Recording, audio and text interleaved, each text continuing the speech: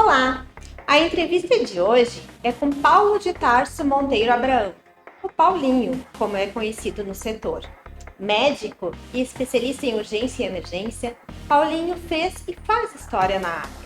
Viu nascer o projeto Resgate em São Paulo e o SAMU no país, sendo um dos protagonistas na implantação do Complexo de Regulação pelo Ministério da Saúde. Sua trajetória o levou até a Coordenação Geral de Urgência e Emergência do Ministério da Saúde, cargo que ocupou de 2011 até 2015. Natural de São Paulo, mas baiano de coração, hoje é médico regulador do SAMU Salvador e nos conta um pouco da história do APH no país.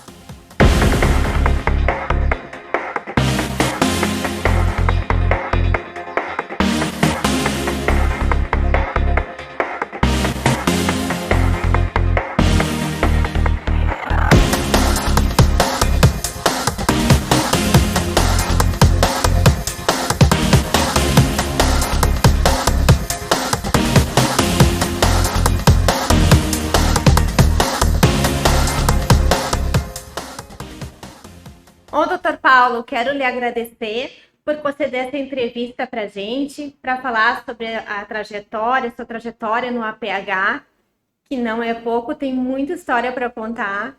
E a gente vai começar exatamente falando um pouco dessa trajetória, né? O que fez com que o senhor se interessasse pela área de urgência e emergência? Como foi esse começo? Bom, eu que agradeço, em primeiro lugar, tá? Muito obrigado por poder estar conversando sobre essa história de vida. Mas é assim, eu me formei e fiz especialização em pediatria e UTI de pediatria. E por anos da minha vida eu só trabalhei em UTI.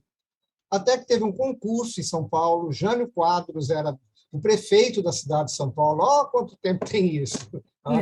E eu prestei esse concurso e eram milhares de candidatos e tinha uma parte escrita e uma outra, era uma entrevista. Na parte escrita, eu fui classificado, fui para a entrevista e na entrevista a pessoa que me entrevistou olhou meu currículo e falou assim: "Ué, doutor, o senhor, toda a sua experiência em UTI e as vagas que tem aqui são só para posto de saúde."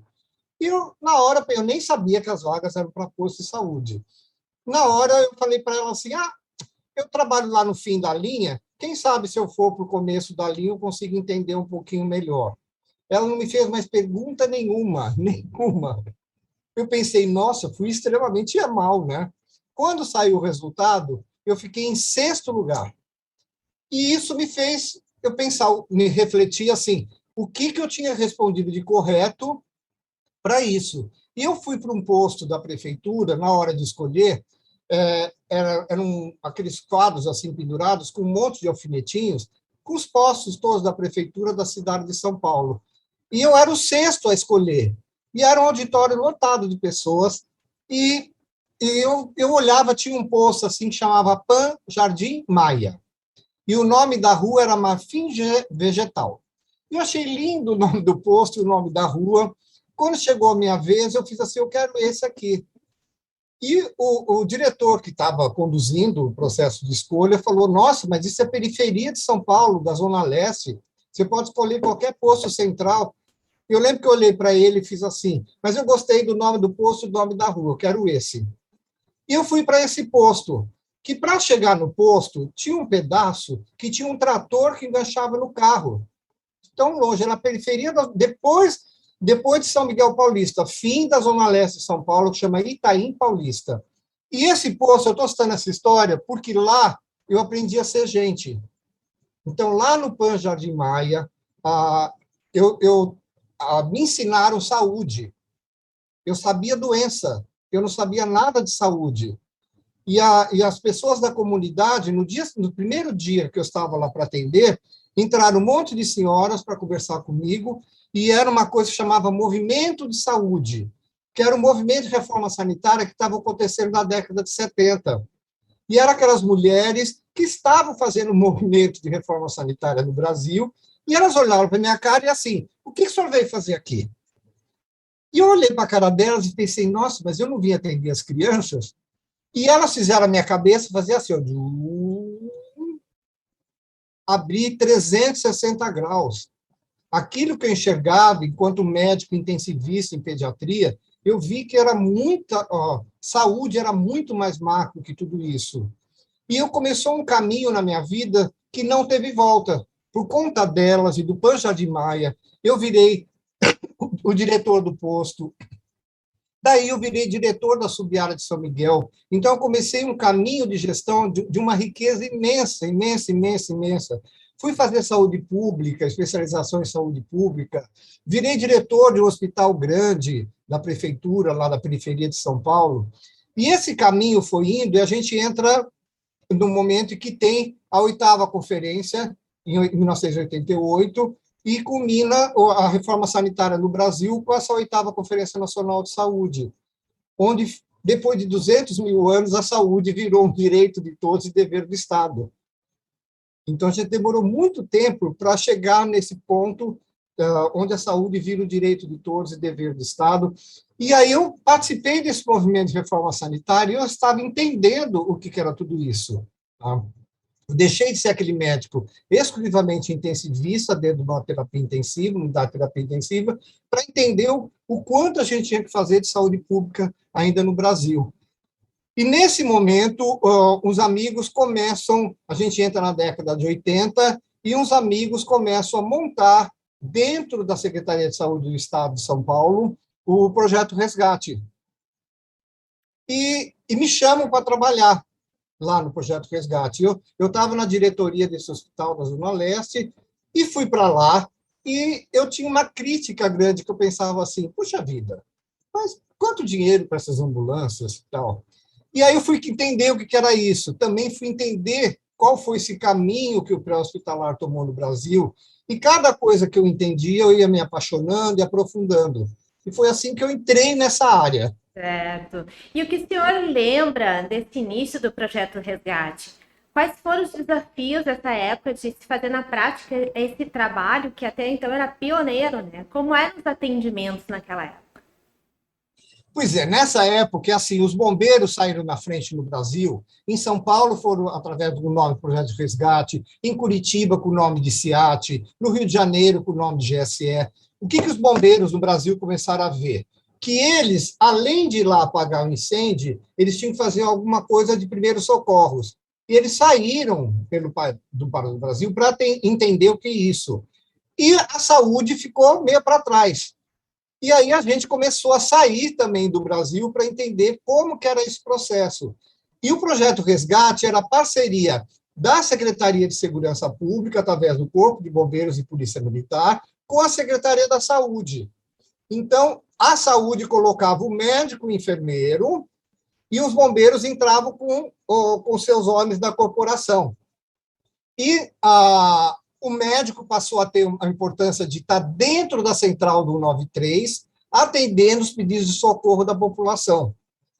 E isso daí foi de uma riqueza grande, que a gente começou a entender que as pessoas elas tinham agravos na casa delas, no meio da rua, dentro da igreja, dentro de um shopping, e elas tinham que fazer alguma coisa. E aí começou, liga para o 193. Tá? Então, é assim, essa experiência de começar a trabalhar junto com os bombeiros foi de uma riqueza grande, porque a gente atendia somente casos de trauma. As emergências clínicas não tinha quem atendesse. E nós, da saúde, começamos a ver assim, o que a gente podia fazer por esse restante.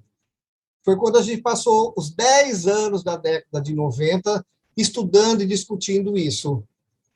Sim, porque era desafiador, né? Não tinha muito desafiador. E o senhor também participou do início do serviço que se conhece hoje como SAMU, em todo o país. Uhum. O senhor também pode apontar como é que foi a construção na prática e as dificuldades diárias do atendimento na época? Como é que foi esse início do SAMU? Então, o SAMU ele surge dessa discussão que tinha começado junto com o Corpo de Bombeiros, mas atendendo às ocorrências traumáticas, e as outras ocorrências clínicas, cirúrgicas, obstétricas, psiquiátricas, não ficavam ao Deus do Ará. E aí a saúde, nós da saúde, começamos a sair pelo mundo também, para aprender como que era esse processo em outros países do mundo. Tá? Eu fiz estágio na França, mas teve gente que foi dos Estados Unidos, Inglaterra, Portugal, ou seja, teve um caminho internacional para entender como que a gente podia fazer isso aqui no Brasil.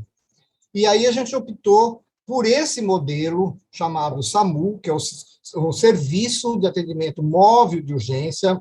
A gente começou pequenininho, só com as ambulâncias, por isso que é um serviço, é só as ambulâncias, mas para atender todas as urgências. Agora, não era só mais trauma. Então, as urgências clínicas, cirúrgicas, obstétricas, psiquiátricas, pediátricas, passaram a ser também atendidas e acolhidas por esse serviço chamado SAMU. Tá? Que começou, então, com uma experiência lá, junto com o Corpo de Bombeiros, e cresce dentro da saúde, tomando esse caminho agora para atender todas as urgências que a população possa ter. Certo. E o senhor lembra, assim, de algumas dificuldades, assim, na prática diária, nessas transições do APH, na época? Ah, ah, o Corpo de Bombeiro do Brasil todo ficou extremamente enciumado, porque a gente trabalhava junto com eles e, de repente, da saúde vem com um serviço e parecia que assim, vai competir aqui com a gente. Tá? E aí, assim, em alguns estados, como aqui na Bahia, teve uma articulação muito grande entre saúde e segurança, que não era um serviço competitivo, e sim para somar, entendeu? Para crescer junto. Então, a primeira dificuldade que eu acho que, enquanto SAMU, a gente enfrentou, foi desmanchar essa disputa entre o Serviço da Saúde e Serviço da Secretaria de Segurança Pública através do Corpo de Bombeiro, que não tem e não é para ter. Nós somos complementares o tempo inteiro. E aí, quando se entendeu isso, teve um avanço imenso. Mas lá no início, lá no começo dos anos 2000, isso meio que foi um choque assim que teve. Tá? Certo. E mesmo assim, os profissionais que estavam entrando nessa área de APH também não se tinha, né, uma capacitação talvez clara nesse sentido. Houve dificuldades também de fazer o APH, né? Com certeza. E a gente tinha, dentro da área da saúde, o bombeiro, ele sempre estudou muito. Então, ele sempre participou de várias capacitações. E nós, da saúde, nós não tínhamos essa formação dentro do nosso currículo, nem na faculdade, nem depois da faculdade. Tá? Então, a gente não tinha um corpo de saúde profissional, entre médicos, enfermeiros, técnico de enfermagem, condutor, auxiliar de regulação, etc., capacitado para isso. Então, a gente teve que capacitar, ir atrás de promover a capacitação de todos esses profissionais e instigar a academia da necessidade de incluir isso no seu currículo. E hoje, emergência é uma especialidade, graças a Deus, mas demorou mais de 15 anos para o Brasil, a academia aceitar a emergência como uma especialidade. Então, hoje, a emergência está inserida dentro da academia, da formação médica, de enfermagem, e tanto da área técnica, extremamente forte. Mas lá no início, a gente teve que capacitar todos os profissionais, porque a gente não tinha profissionais capacitados nessa área. E a implantação do complexo de regulação no país também contou com a sua participação, né, como consultor e instrutor pelo Ministério da Saúde. Na prática, que benefícios que a regulação trouxe para a urgência e emergência? E conta um pouco como era feito esse processo de encaminhamento dos pacientes antes da regulação. Bom, isso daí também foi um caminho, que a gente começou a regulação pelo pré-hospitalar. Então, era o chamado que a população fazia para o 192, certo? Então, a gente regulava urgência. E a gente começou a ver que isso dava certo, que era uma maneira que a gente classificava a gravidade e o risco dessa solicitação e dava uma resposta adequada de acordo com a classificação de risco. E aí a gente falou assim, poxa vida, por que a gente não dá para fazer isso também para as outras áreas? E a gente, em São Paulo, o Hospital das Clínicas de São Paulo, com a implantação do Projeto Resgate em São Paulo, ele mapeou a região metropolitana de São Paulo, dividiu a região metropolitana de São Paulo em 4 regiões de saúde.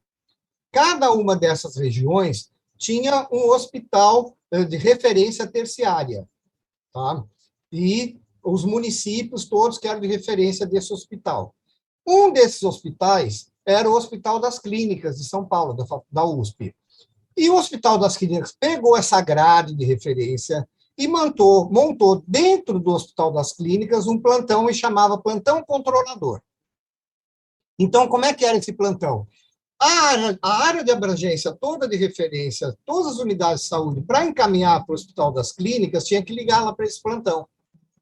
Esse plantão olhava internamente se dava para o paciente vir ou não. Com essa experiência do plantão controlador, foi acontecer um congresso de neurocirurgia em São Paulo. E o ministro, na época, era o ministro Adib Jatene. E a gente resolveu provocar o ministro, tá? Dizendo para ele, na abertura, que a neurocirurgia era um grande problema. E fizemos um discurso de abertura, assim, para provocar o ministro, e ele, inteligentemente, sabe o que ele fez? Forme um grupo e, no máximo, em 3 meses, leve uma proposta para mim no Ministério da Saúde, que eu vou bancar. E a gente fez assim, nossa, e agora? E foi legal isso, porque a gente pegou o quê? Montamos um grupo mesmo, com os 38 municípios da região metropolitana de São Paulo, e esse grupo de trabalho falou assim, bom, vamos pegar essa experiência do plantão controlador do HC, que regula de uma unidade de saúde para outra. Tá? A gente nem usava essa palavra regulação ainda. E aí pegamos isso e pegamos a experiência da regulação das urgências e juntamos tudo. E começamos a discussão do processo regulatório. Então, a gente começou a falar, olha, dá para regular o chamado da população, como a gente já está fazendo, classificando o risco por telefone.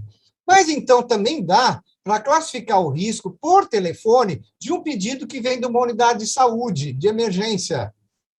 Foi o que já chamamos, isso, e hoje é o nome de urgência secundária.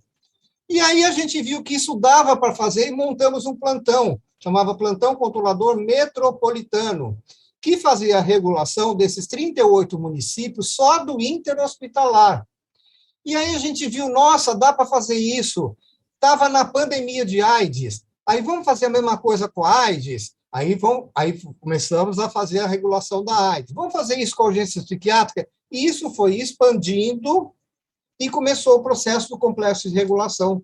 E deu certo e espalhamos isso pelo Brasil todo e hoje é uma realidade. Mas essa questão de espalhar isso para o Brasil inteiro não foi fácil, porque cada região tem uma particularidade. Como é que foi isso? Então, isso daí, o grande salto de qualidade, que isso eu estou contando, mas isso, assim, por exemplo, isso tudo foram anos, foram toda a década de 90, e depois todo o começo do ano 2000, tá, com a implantação do SAMU em 2003, 2004, e indo nas regiões. Então, a regulação ela só dá certo se você entende como que é o processo naquela região. Como que são as unidades de saúde, como é que é a realidade assistencial, como é que é a realidade epidemiológica da população. Então, você tem que adequar o processo de regulação de acordo com a realidade de cada região de saúde desse país. Então, rodar esse Brasil foi essa grande experiência de poder ver. A regulação em São Paulo é de um jeito, aqui em Salvador é de outro jeito, no Rio é de outro jeito, lá no Alto Solimões, que é a mais linda do Brasil, se você quiser um dia conhecer a regulação mais linda, é a do Alto Solimões, que é só floresta amazônica, e está lá funcionando. E a gente pegava, então, o conceito técnico e adaptava para aquela realidade. Certo. E eu vi um vídeo do senhor contando que o início da regulação era feita por fax. Achei, meu Deus, algo, né, que a gente não consegue, porque não consegue imaginar, né? Imagina uma regulação feita por fax. E que evoluções ela sofreu ao longo do tempo e quais desafios ela enfrenta ainda hoje? Então, a regulação ela precisa de duas coisas importantes, além de ter toda articulação anterior, de um plano de ação, etc. Mas ela precisa de comunicação e informação. Lá, quando a gente começou, nesse plantão controlador metropolitano que eu te falei, não tinha tecnologia de informática como a gente tem hoje. Então, era fax. Então, os hospitais todos passavam fax, como é que eles estavam, quando vinha o pedido, vinha por fax, era tudo fax, era fax, fax, o aparelhinho de fax não parava de cuspir papel o dia inteiro, entendeu? E a gente fazia tudo no papelzinho. E aí começou a informatização do sistema, começou a dar um salto de qualidade, e hoje a gente faz tudo no computador. Entendeu? Então, os softwares começaram a surgir para tirar o fax, tá? E substituir o fax por um sistema informatizado numa tela de computador.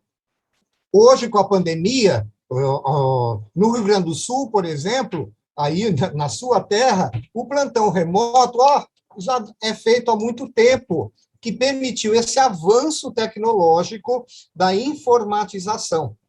Então, para a regulação, você precisa de duas coisas importantes. A primeira é essa que eu te falei.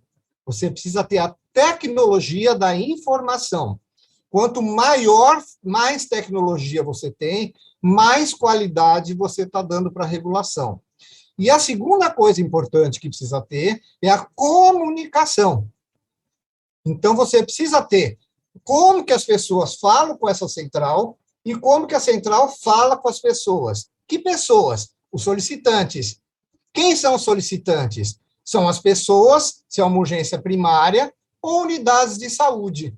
Então, tem que ter comunicação de telefonia fixa, móvel, rádio, importante para que a comunicação ocorra e flua entre a central e o solicitante, e depois a informação.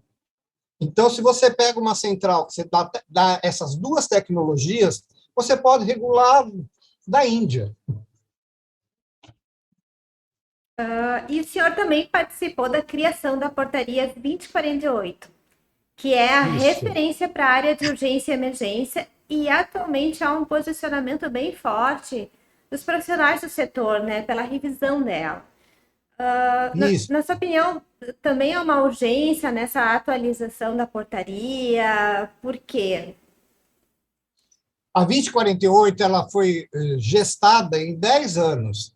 Existiu uma rede de profissionais no Brasil todo, que era a RBCE, Rede Brasileira de Cooperação à Emergência, em que tinha profissionais de todos os estados do Brasil.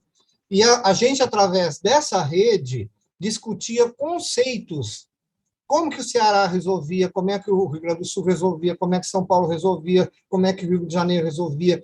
E, de quando em quando, a gente se reunia e discutia esses problemas e soluções e ia escrevendo.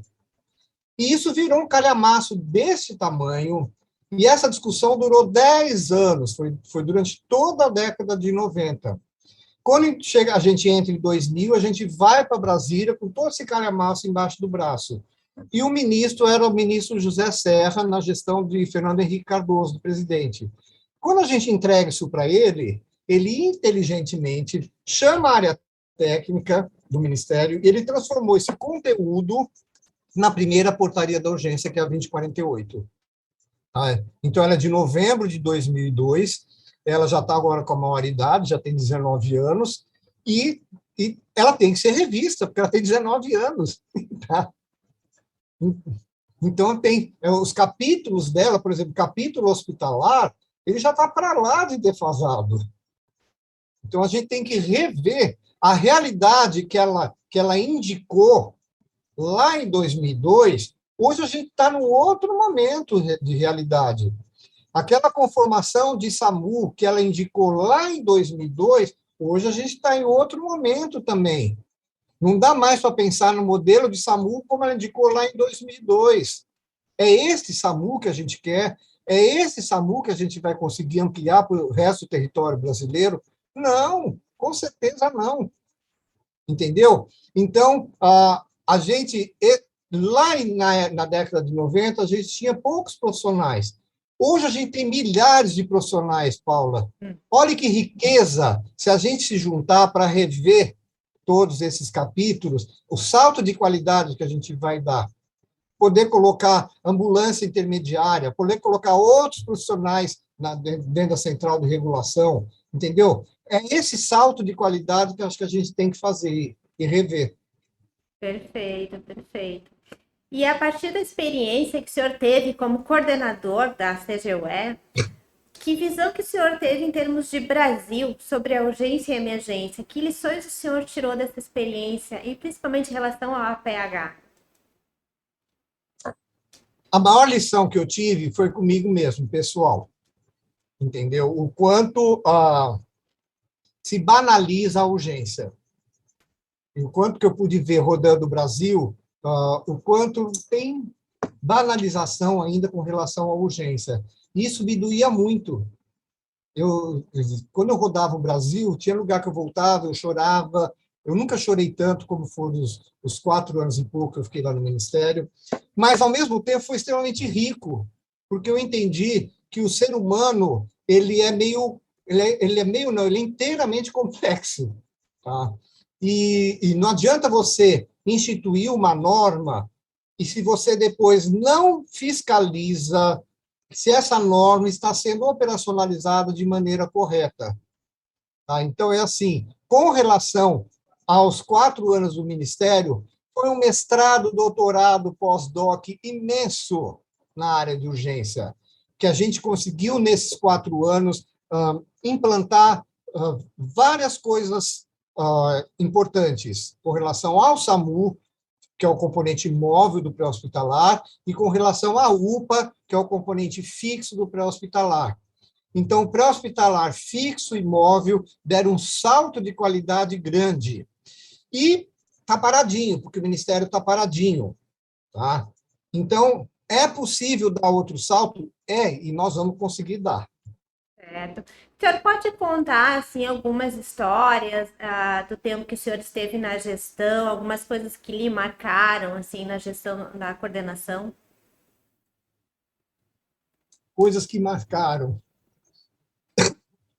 Uma coisa que marcou muito para mim, nesse período do Ministério, foram várias, mas acho que uma foi a implantação da Força Nacional do SUS, tá? Porque a gente teve um ministro que entendeu a necessidade desse componente e a gente conseguiu implantar a Força Nacional do SUS para pegar os desastres, catástrofes, calamidades, os agravos epidemiológicos e as desassistência aguda, com vários profissionais cadastrados como voluntário, equipes e equipamentos e insumos tal para essas situações. Tá? Então, eu acho que um salto de qualidade para mim rico foi conseguir ter discutido e implantado essa força nacional.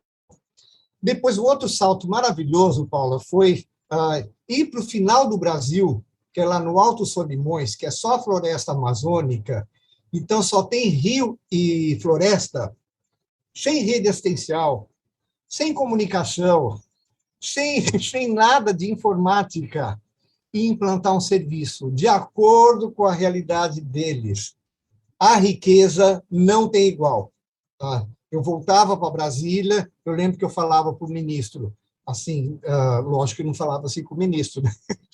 Mas eu brincava com ele, ministro, os meus conceitos técnicos foram para o lixo, porque tem que sentar com aquela comunidade indígena, ribeirinha, quilombola, e adequar para as necessidades dele, como que se comunica, como é que faz, consegue ter transporte, como é que consegue tudo, e se conseguiu tudo, Paula, está lá tudo funcionando.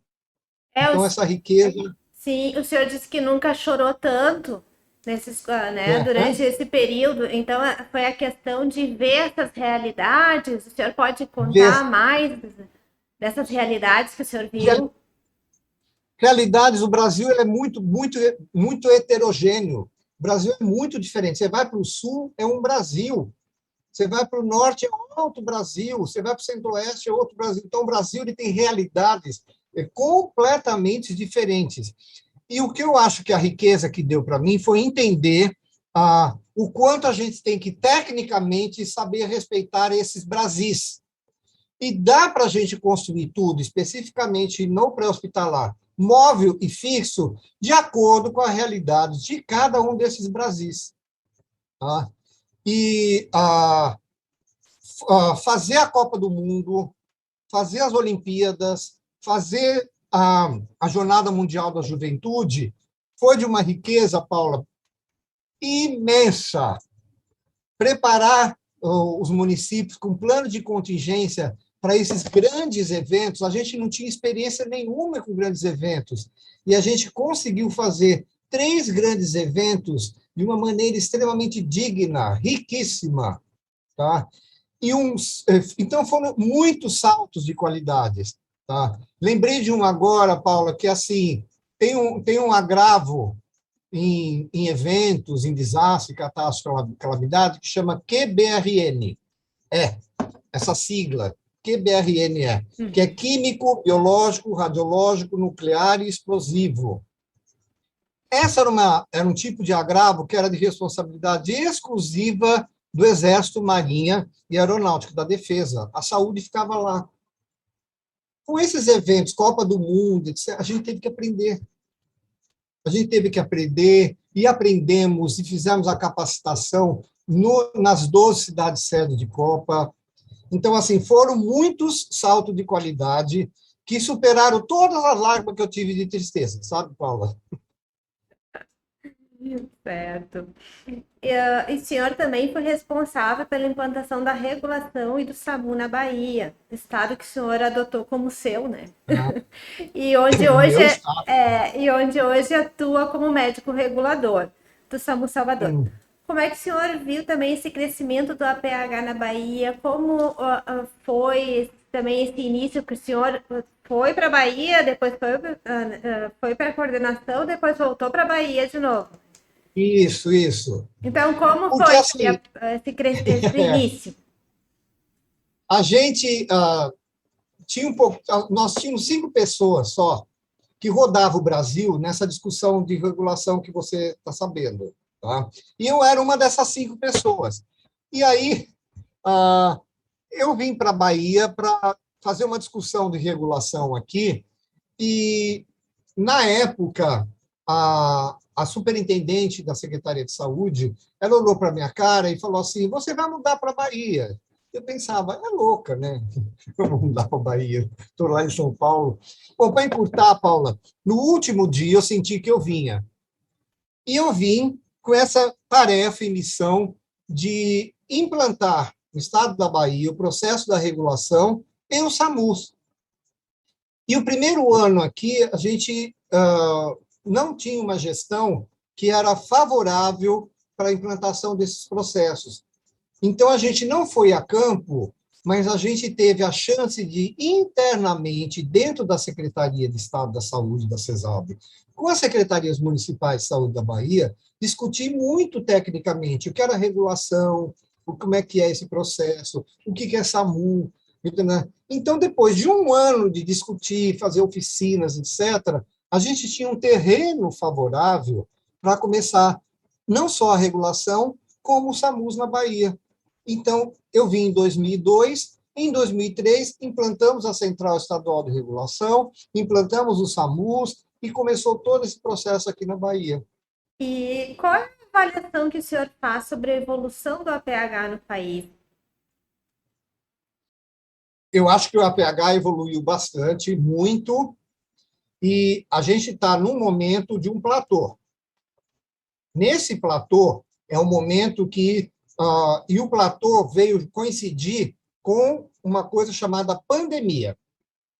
Então, a pandemia ela exigiu um stop de um monte de coisas das pessoas e um stop de processos de trabalho que estavam acontecendo e para que houvesse outros processos. E nesses outros processos, a gente começou a descobrir, pela pandemia, o quanto a gente pode dar um salto de qualidade.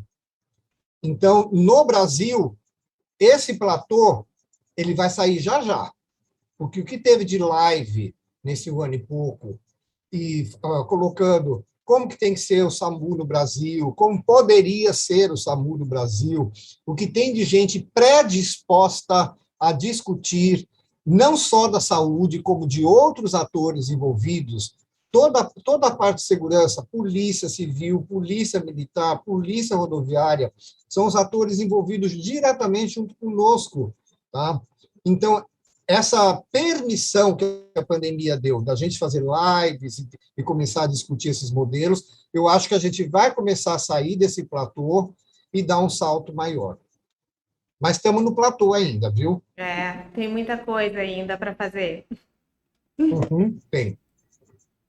E quanto ao futuro do SAMU? A gente sabe que ele iniciou lá nos anos 2000, antes disso um pouquinho teve, né, um protótipo dele, mas a gente já tem um tempo de SAMU e qual vai ser o futuro dele, na sua opinião, daqui para frente? Eu acho que o primeiro futuro que eu vejo é o SAMU ter um novo modelo de atenção. É um novo SAMU que a gente quer para o Brasil. Tá? E qual é esse novo SAMU? Tá? Ele vai ser que tipo de modelo, que tipo de profissionais, que tipo de veículos terrestres, aéreos e aquáticos, que tipo de equipes que vão para dentro desses veículos terrestres, aéreos e aquáticos, que modelo de regulação que a gente quer. Então, pensando no SAMU, a gente vai ter que rever tudo isso, sim. Tá? Quais as ambulâncias terrestres? Quais os veículos terrestres? Não é só ambulância. Tem motolância, tem bicicleta, tem uma série de outras acontecendo pelo Brasil todo, e a gente tem que ver. Os veículos terrestres, e aí discute as equipes. Tá? Aí depois vamos para o aquático. Que veículos aquáticos? Discute as equipes. Depois vamos para os aéreos, e discute as equipes. E depois vamos para o processo de regulação, revendo como que a gente faz o processo de regulação das urgências nesse país. Quais outros profissionais? A gente já está com o enfermeiro regulador e é bárbaro. É bárbaro, Paulo, é muito Já legal. tem o enfermeiro regulador? Já? Ah, tá. Aqui, vários lugares do Brasil já estão com o enfermeiro regulador dentro da central. E é muito legal. Porque, na sua opinião, como é Dá que eu digo, dá um um salto de salto de qualidade. qualidade no. Salto de qualidade muito grande. Um salto de qualidade muito grande. Certo, Tá? certo. E para finalizar, o senhor teve muitas histórias de atendimento. O senhor já falou que se emocionou em vários momentos, né, na sua carreira. Então, eu queria que o senhor contasse algumas dessas histórias que lhe marcaram, assim, desse atendimento humanizado mesmo, dessa coisa do APH, né? Ter esse tratamento direto com as pessoas. Então, o que lhe marcou nesses atendimentos? Tem uma que é muito antiga, que é quando eu estava em São Paulo ainda, Paula, que era na franca epidemia de AIDS, e o solicitante foi uma menininha, não vou citar o nome dela, mas e ela quando caía a ocorrência que o solicitante era criança, normalmente o TAM já passava como se tivesse um trote. E eu fui para o telefone falar com ela, e ela estava sozinha em casa, com a mãe desmaiada no quarto. E eu tinha que acalmar ela, eu tinha que fazer com que ela visse se a mãe estava respirando, então eu tinha perguntas técnicas para fazer rapidamente com ela. Não era telefone com fio, ainda era telefone sem fio, então eu falava, vai lá e veja isso da sua mãe e volta. Então ela via e voltava tal. E isso eu tinha disparado já a ambulância. Tá? E aí, quando a ambulância chegou, e eu fiquei no telefone com ela até que a ambulância chegasse. Quando a ambulância chegou, a mãe era AIDS, tinha AIDS, e estava chocadinha, porque ela tinha uma diarreia por criptosporídeo, e naquela época, a AIDS, essa diarreia, a pessoa evacuava 30, 40, 50 vezes por dia, ela estava chocada. E aí, pôs dentro da ambulância, e a equipe falou para mim, e a Isabelle? Nossa, eu falei o nome. Bom, Isabelle. Tá? E aí, eu falei, meu Deus, lógico, não tinha nenhum vizinho, não tinha ninguém para levar. Eu falei, vai ter que levar junto. E eu falei com o hospital que estava indo a paciente e a filha. E eu me envolvi tanto com essa ocorrência que, quando terminou o plantão, eu fui no hospital para ver. E eu fiquei muito amigo dela. Hoje ela já está casada, já tem filhos, e a gente mantém contato até hoje. E até hoje ela cita o quanto esse apoio que eu dei para ela foi importante. Tá? Então, isso me ensinou o quanto é importante a presença do médico regulador a dar esse acolhimento por telefone. Tá? E uma outra ocorrência que teve agora durante a pandemia, que eu me lembrei agora, Paula, é assim, no começo da pandemia, no começo do plantão, a gente não tinha mais ambulância disponível, estava tudo aquele horror de demanda, demanda, demanda. E aí me liga uma senhora que é a mãe dela em casa, de 96 anos, ela tinha Alzheimer, estava acamada há muito tempo, por conta de estar acamada, ela tinha uma lesão na coxa que estava infectada, e ela caiu da cama naquele dia e fez um trauma crânioencefálico. E eu assim, meu Deus do céu. Bom, mandei a ambulância de suporte avançado, a equipe chegou e ela estava com tudo. Ela estava em septicemia, por infecção da pele, da coxa, com suspeita de Covid, porque ela tinha todo assim, o perfil epidemiológico para estar com Covid, e tinha todos os sintomas para isso, com trauma crânioencefálico, com TCE. O médico da ambulância falou para mim assim, Paulinho, eu não vou pensar em entubá-lo, não tem como. E eu falei, bom, faça assim, assado e tal. E pensei, vou ficar o dia inteiro para regular esse caso. O primeiro hospital que eu liguei, o médico veio no telefone, e é assim, quando você está regulando e você fala que o paciente está acima de 70 anos, você já ouve um não desse tamanho. Entendeu? É incrível como existe o preconceito com relação às pessoas com mais idade. E aí, eu comecei a passar a ocorrência e falei, olha, uma senhora de 96 anos, que ela tem suspeita de Covid, ela tem Alzheimer, ela tem uma infecção na coxa, ela está em septicemia pela infecção da coxa, e aí ela caiu da cama e está com trauma crânioencefálico. O médico, quando ouviu, ele ouviu tudo, Paula, que normalmente, no começo, ele já tinha falado não. Ele ouviu tudo, e aí ele falou para mim, fez o teste de Covid. Na época, a gente ainda não tinha o teste de Covid na ambulância, que foi lá no começo da pandemia, tá? Que depois a gente passou a ter nas ambulâncias também. E aí eu falei para ele, não. Ele falou, espera um momento. Ele saiu do telefone, voltou e falou, olha, pode mandar.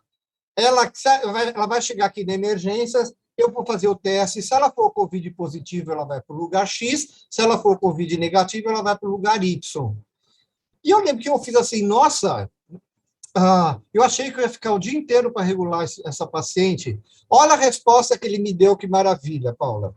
Ele fez assim, você está fazendo o seu papel, que você está aí, atendendo a todas as solicitações na central de regulação. A equipe da ambulância está lá fazendo o papel dela, que é atender as ocorrências. Eu tenho que estar aqui no hospital e fazer o meu papel. E é isso, se nós todos fazemos o papel, não tem problema nenhum.